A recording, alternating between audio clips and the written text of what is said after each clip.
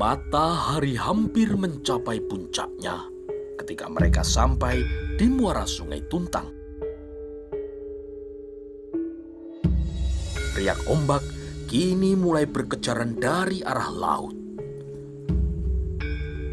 Kita menyusuri pantai ke arah timur dan di sana kita minggir, mendarat dan istirahat sebentar di pantai, kata Ki Ronggo Pitekso. Karepet dan Tumpak pun segera mendayung menyusuri pantai dan beberapa saat kemudian mereka meminggirkan perahunya di pasir pantai. Perutku sudah lapar. Karepet, bekalnya kita makan sekarang, kata Ki Ronggo Pitekso. Yang bawa bungkusan adalah saya, Ki Ronggo. Harusnya saya dapat bagian yang lebih banyak, kata Karepet. Jatah makanan seorang Ronggo 2 kali lipat dari jatah makanan seorang prajurit, kata Ki Ronggo sambil tertawa. Disusul tawa dari Tumpak dan Karepet. Karepet kemudian mengambil bungkusan yang dibawanya dari kota raja. Bungkusan yang berisi makanan dan minuman tidak ketinggalan. Di dalam bungkusan juga terdapat 3 buah pedang pendek. Karepet menebarkan pandangannya berkeliling. Beberapa waktu yang lalu, dia pernah melewati daerah ini ketika berjalan menyusuri pantai dari Bandar Jeporo menuju daerah Asem Arang. Karepet juga tahu bahwa di balik pohon bakau agak di sebelah timur ada beberapa bangunan gubuk yang dihuni oleh beberapa keluarga nelayan. Ketikanya lalu berjalan ke sebuah pohon yang tidak begitu besar, namun dapat digunakan untuk berteduh serta menikmati bekal yang dibawanya. Nasi yang sudah dingin, 3 ekor lele bakar, beberapa buah ketimun, dan sebungkus kecil sambal. Enak juga makan di tepi pantai, kata Ki Ronggo Pitekso. Wah, ikan lelenya ini ukurannya agak besar, kata Karepet. Tumpak, kenapa ikan lelemu kau cabuti kumisnya? Tanya Ki Ronggo Pitekso. Iya Ki Ronggo, aku tidak senang dengan kumis ikan lele. Sebab dulu istriku mau dijadikan istri oleh orang yang berkumis seperti kumis lele. Aku hanya membayangkan yang aku cabuti adalah kumis orang itu, jawab Tumpak. Lalu terdengar 3 orang itu tertawa berderai.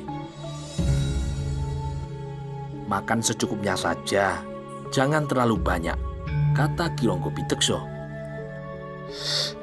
Sambalnya terlalu pedas, Ki, kata Tumpak. Setelah makan nasi, maka mereka pun beristirahat sambil makan pisang raja yang diberi oleh Nyai Madusari.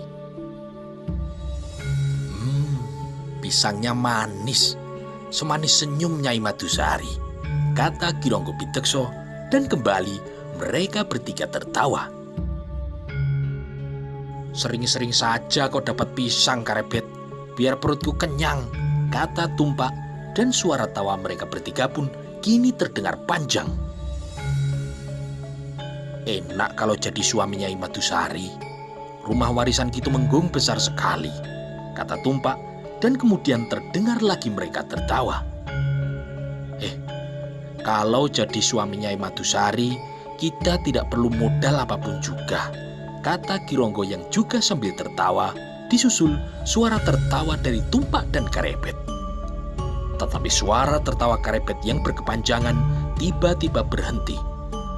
Cep klakep seperti orang-orang yang kena injak. Sehingga suara tertawa Ki Ronggo dan Tumpak pun kini juga ikut berhenti.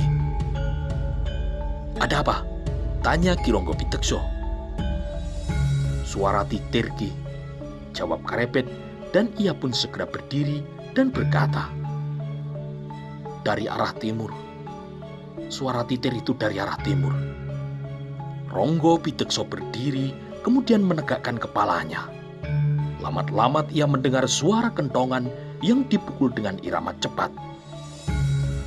Betul, Karepet, itu suara titir. Tumpak juga segera berdiri. Dia berusaha menelan pisang yang masih berada di dalam mulutnya.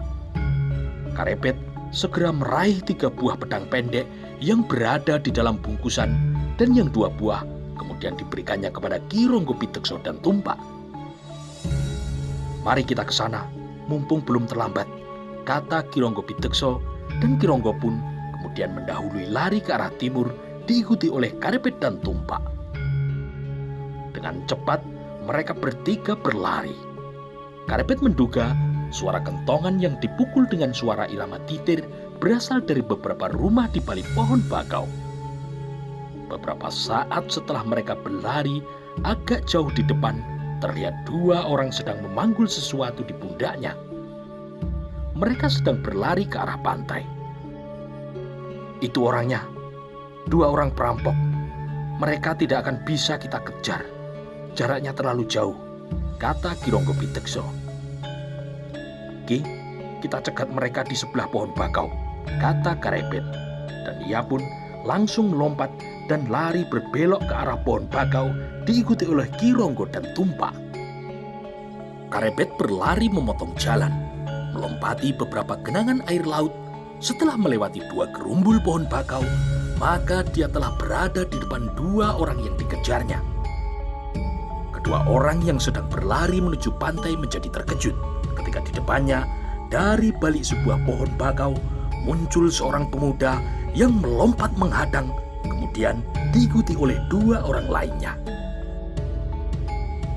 Kedua orang itu pun kemudian meletakkan benda yang dipanggulnya, yang ternyata adalah dua orang perempuan yang telah pingsan. Melihat ada tiga orang yang menghadang di depannya, salah seorang dari mereka tertawa berkepanjangan. "Hahaha, ternyata kau Ronggo Pitekso. Hari ini kita bertemu lagi. Dulu kau bisa lolos dari tanganku karena kau dibantu prajurit segelar sepapan. Sekarang kau tidak akan bisa lari lagi.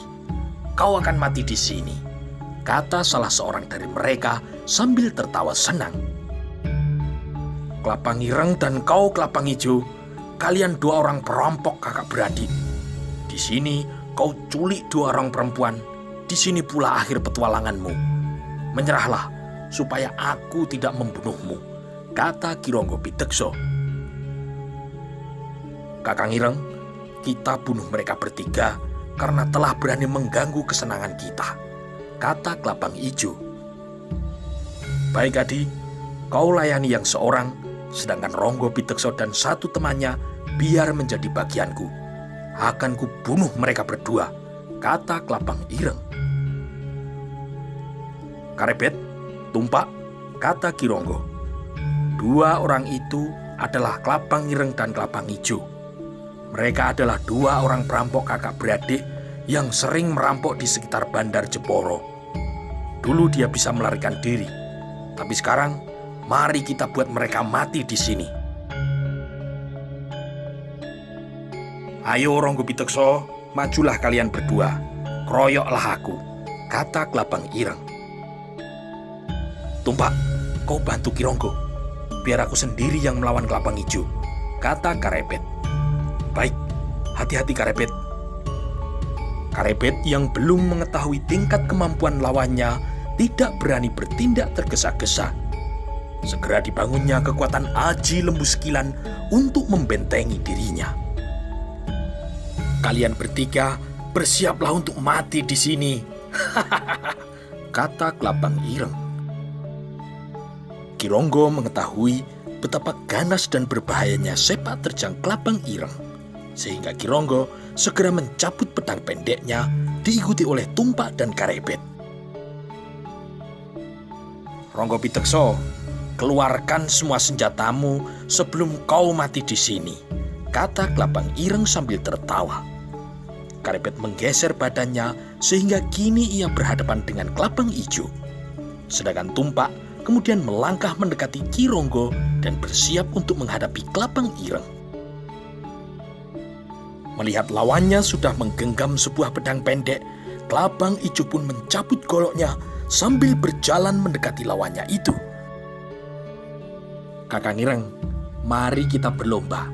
Siapa nanti yang lebih dulu membunuh musuhnya," kata Kelapang Ijo sambil tersenyum. Ronggo Pitekso memang sudah bosan hidup. Dia yang pertama kali akan mati, kata Kelabang Ireng. "Hei, namamu Karebet. Kau yang akan mati lebih dulu," kata Kelabang Ijo. "Kau terlalu sombong.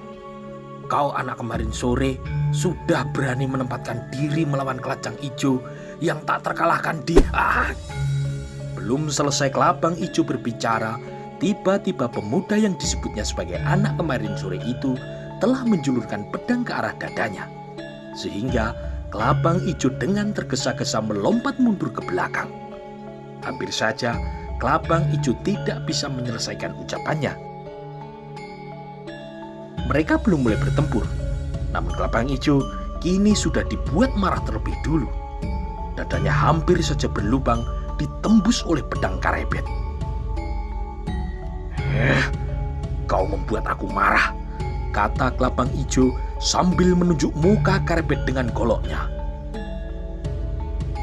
"Aku sudah marah dari tadi," kata Karebet. "Kau memang ingin mati di sini," kata Kelabang Ijo, dan tanpa menunggu jawaban, Kelabang Ijo pun mengayunkan goloknya menyerang Karebet. Karebet mundur selangkah untuk menghindari ayunan golok Kelabang Ijo. Tetapi Kelabang Ijo masih menyerangnya dengan sebuah tusukan lurus ke depan. Kali ini Karebet tidak menghindar, tetapi memukul golok Kelabang Ijo ke samping dengan menggunakan pedang pendeknya.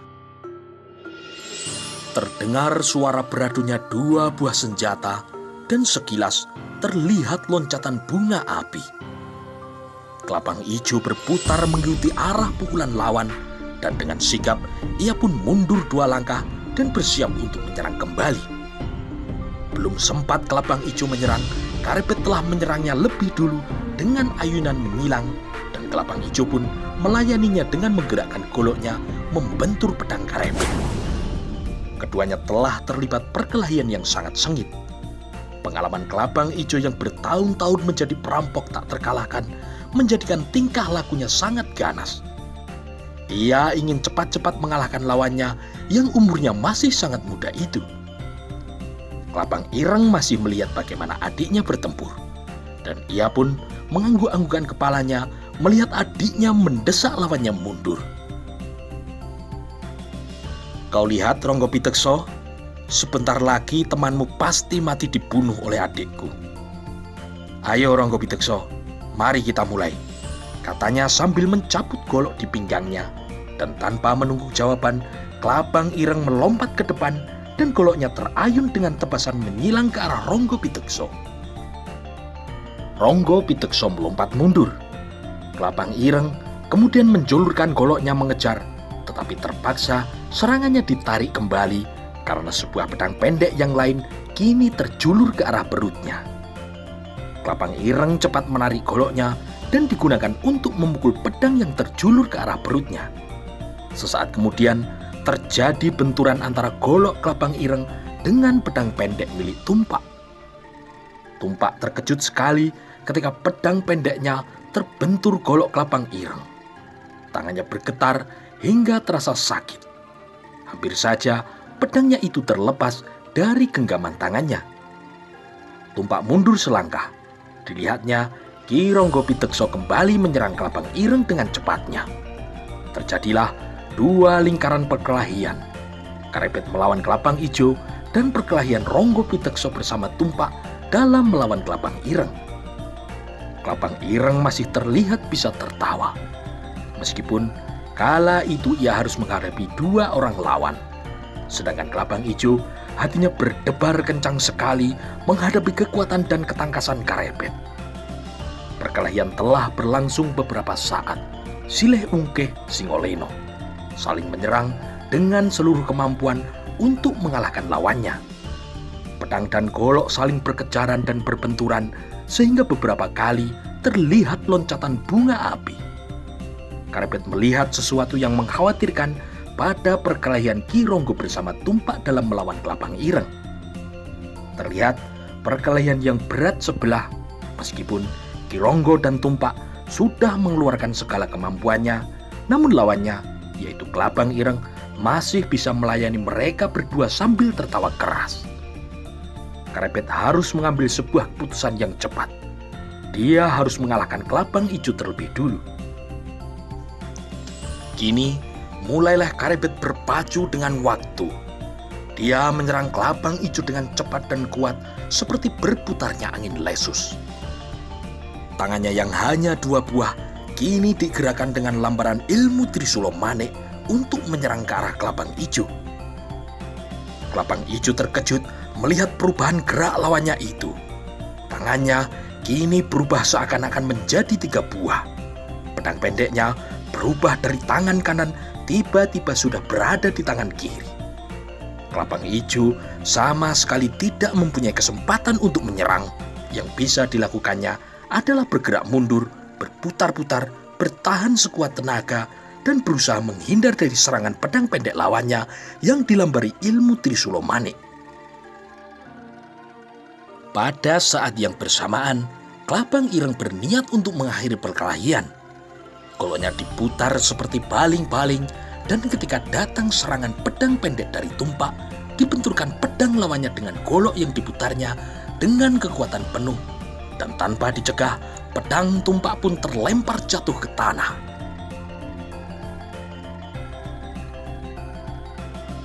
Telapak tangan Tumpak kini terasa sakit. Dia melompat mundur 2 langkah. Ronggo Pitekso kini mulai bergeser mendekati Tumpak sambil mengacungkan pedangnya.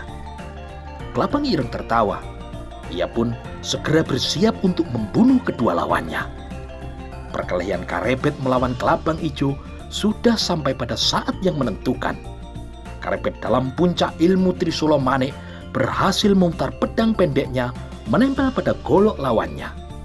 Dan dengan satu hentakan keras ke samping, golok Kelabang Ijo terlempar jatuh ke tanah. Kelabang Ijo melompat mundur, tetapi Karebet tidak melepaskannya. Dengan satu lompatan panjang, pedangnya kini terjulur mengejar dada lawannya itu. Di perkelahian lainnya, setelah berhasil menjatuhkan pedang dari satu lawannya, Kelabang Ireng menyerang Ronggo Pitekso dengan ayunan goloknya. Ki Ronggo pun kini menangkis dengan pedang pendeknya, dan terjadilah satu benturan keras yang mengakibatkan pedang Ronggo Pitekso hampir saja terlepas. Dan ketika Kelabang Ireng bersiap akan menyerang kembali, ia terkejut ketika mendengar suara adiknya yang berteriak nyaring. "Kakang Ireng, tolong!" Kelabang Ireng menoleh, dan ia pun terkejut dilihatnya pedang Karebet mengancam dada adiknya, dan dibuatnya sebuah keputusan yang cepat. Dibatalkannya niat untuk membunuh Ronggo Pitekso, dan dengan cepat tangannya meraba ikat pinggannya. Sekejap kemudian meluncurlah 2 buah pisau belati mengarah tepat ke punggung Karebet. Wajah Kelabang Ijo pucat pasi. Pedangnya telah terlempar, dan kini ia tanpa senjata dalam menghadapi Karebet. Anak kemarin sore yang masih memegang pedang pendeknya mengancam dada Kelabang Ijo. Kelabang Ijo mundur selangkah untuk menghindari tusukan pedang pendek Karebet. Karebet yang mempunyai panggraito yang tajam merasa ada senjata tajam yang menyerang punggungnya. Menghadapi serangan yang mengarah ke punggungnya, Karebet berpikir cepat dan mengambil sebuah keputusan yang tepat. Karebet tidak menghiraukan serangan yang mengarah ke punggungnya. Dengan suatu lompatan yang panjang, pedangnya kini disabetkan secara menyilang hingga berhasil menggores dada Kelabang Ijo. Sebuah goresan menyilang yang dalam yang telah mengakibatkan Kelabang Ijo berteriak nyaring karena merasa kini dadanya telah terbelah. Tubuh Kelabang Ijo terdorong selangkah ke belakang, lalu dengan keras ia terjatuh terbanting ke tanah. Kelabang Ijo, salah satu dari 2 perampok bersaudara yang tak terkalahkan di sekitar Bandar Jeporo, kini telah jatuh dan terbaring diam, mati di tangan seorang prajurit Wiro Tamtomo yang berpakaian petani. Teriakan Kelabang Ijo bersamaan dengan runtuhnya 2 buah pisau belati yang dilemparkan ke punggung Karebet oleh Kelabang Ireng. 2 buah pisau belati itu runtuh ke tanah hanya berjarak sekilang dari punggung Karebet. Kelabang Ireng sangat terkejut mendengar teriakan kesakitan adiknya. Dengan tergesa-gesa, ia tinggalkan kedua lawannya, yaitu Ronggo Pitekso dan Tumpak, yang telah kehilangan pedangnya. Dan dengan 2 lompatan panjang, ia kini telah berdiri di depan Karebet yang masih memegang pedang pendeknya berlumuran darah kelabang hijau. "Kau bunuh adikku," kata kelabang ireng gemetar. "Ya," kata Karebet. "Hutang nyawa bayar nyawa, hutang pati bayar pati," kata kelabang ireng. "Cobalah kalau kau mampu," kata Karebet. Kelabang ireng yang marah karena kehilangan adiknya tidak mau menunggu lama. Goloknya kini digerakkan menebas ke samping, menyerang ke arah lawannya, sehingga Karebet terpaksa mundur 2 langkah. Ketika kelabang ireng merubah tepasan ke samping menjadi tusukan, lalu berubah lagi menjadi tepasan menyilang, maka Karebet pun membentulkan pedang pendeknya ke golok lawannya itu. Kemudian terjadilah benturan keras dan tangan keduanya menjadi bergetar. Karebet tidak mau diserang terus-menerus. Kini tangannya pun bergerak dengan cepat, menyerang silih berganti, berputar untuk mengelilingi kelabang ireng. Sementara itu, Tumpak telah mengambil kembali pedangnya yang lepas ketika bertempur melawan kelabang ireng. Kini bersama Ki Ronggo Pitekso, mereka melihat kelabang ireng yang marah karena adiknya terbunuh sedang bertahan atas serangan gencar dari Karebet yang menggunakan ilmu Trisulo Manik. Karebet bergerak memutar setengah lingkaran, menyerang kelabang ireng dari sebelah kiri, dan pedang pendeknya terjulur tepat ke arah dada. Kelabang ireng tidak mau dadanya berlubang. Dengan cepat, ia menangkis dengan goloknya. Dan itu yang sebetulnya ditunggu oleh Karebet.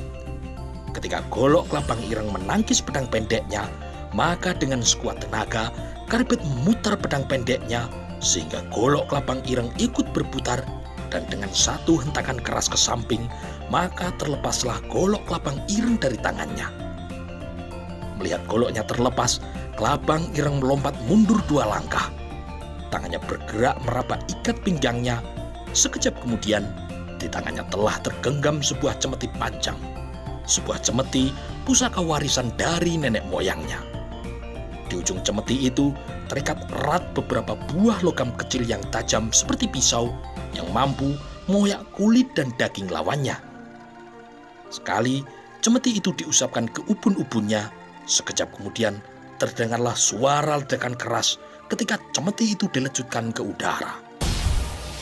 Dengan bersenjatakan sebuah cemeti, kini kelabang ireng selalu mengambil jarak dari lawannya untuk menghindari pertarungan jarak dekat. Jangkauan cemeti yang panjang membuatnya mampu menyerang lebih banyak daripada serangan Karebet. Ketika cemeti kelabang ireng mendesing cepat menyambar leher, Karebet membungkukkan badannya. Belum sempat berdiri tegak, ujung cemeti kelabang ireng membelit pedang pendeknya, dan dengan 1 hentakan sendal pancing yang kuat, pedang pendek Karebet kini terlepas jatuh ke tanah. Kelabang ireng tertawa berkepanjangan ketika melihat lawannya itu tanpa senjata. Dan kini, dengan penuh nafsu membunuh, dihajarnya tubuh Karebet dengan lecutan cemeti yang beruntun. Tangan kanan kelabang ireng bergerak cepat memainkan cemetinya yang berujung beberapa logam tajam yang mampu mengoyak kulit dan daging seseorang. Berkali-kali, ujung cemeti yang tajam itu dilecut dengan keras mengarah ke tubuh Karebet. Tetapi, ujung cemeti yang tajam itu seakan-akan tertahan oleh perisai yang tidak kasat mata. Sementara itu, Ki Ronggo Pitekso dan Tumpak yang melihat peristiwa itu menjadi heran. Mereka jelas melihat ujung cemeti itu mengarah ke tubuh Karebet. Tetapi, cemeti itu tidak pernah bisa menyentuh tubuh Karebet.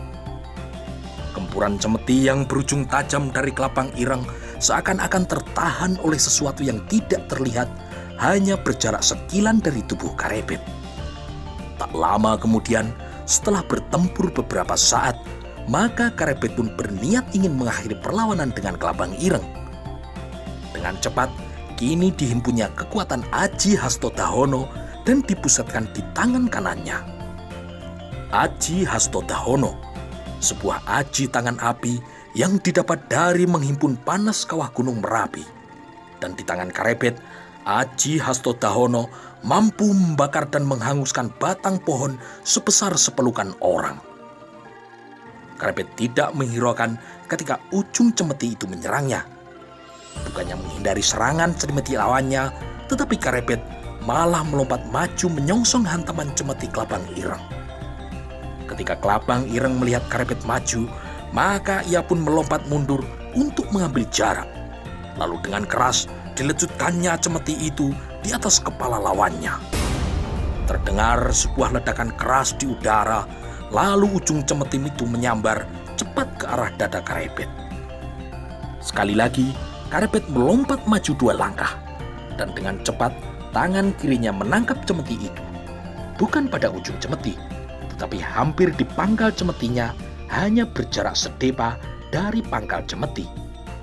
Dengan kekuatan penuh, tangan kiri Karebet menarik cemeti itu ke arah dirinya, tetapi Kelabang Ireng tidak mau kehilangan cemeti pusaka warisan leluhurnya. Dia mempertahankan cemeti itu dengan sekuat tenaganya. Jangan sampai cemeti pusakanya itu kini jatuh ke tangan Karebet. Tangannya masih menggenggam cemeti itu dengan kuatnya, sehingga badan Kelabang Ireng kini tersentak maju ke depan, dan semua itu ternyata sudah diperhitungkan oleh Karebet. Semua terjadi dalam waktu sekejap. Ketika badan Kelabang Ireng tersentak maju selangkah ke depan, maka dengan cepat Karebet melompat ke depan menyongsong tubuh lawannya. Tangan kanannya digunakan untuk menyentuh wajah Kelabang Ireng, serta 2 jari tangannya kini menyerang ke arah bola mata. Kelabang Ireng terkejut. Dia tidak mau kehilangan 2 buah bola matanya, maka serangan 2 jari tangan itu ditangkisnya. Tangan kanan Kelabang Ireng masih memegang dengan erat cemeti pusakanya. Maka tidak ada jalan lain, Kelabang Ireng terpaksa menangkis tangan kanan Karebet menggunakan tangan kirinya. Sekejap kemudian, Kelabang Ireng terkejut bukan buatan. Tangan kirinya yang sudah terlanjur diangkat ke atas untuk menangkis serangan Karebet kini menemui tempat kosong. Ternyata Karebet telah menyerang dengan sebuah gerakan tipuan. Sebelum tangan Karebet menyentuh tangan Kelabang Ireng, dengan cepat Karebet merubah serangan tangannya ke bawah. Bukan lagi berubah sebuah serangan 2 jari ke arah mata, tetapi sebuah serangan telapak tangan kanan yang menyerang ke arah dada.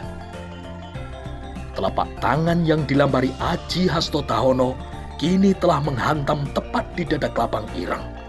Kelabang Ireng merasa dadanya seperti tertimpa kawah gunung Merapi. Tubuhnya serasa dibakar lahar dalam sekejap. Setelah itu, dia tidak pernah merasakan sakit itu lagi.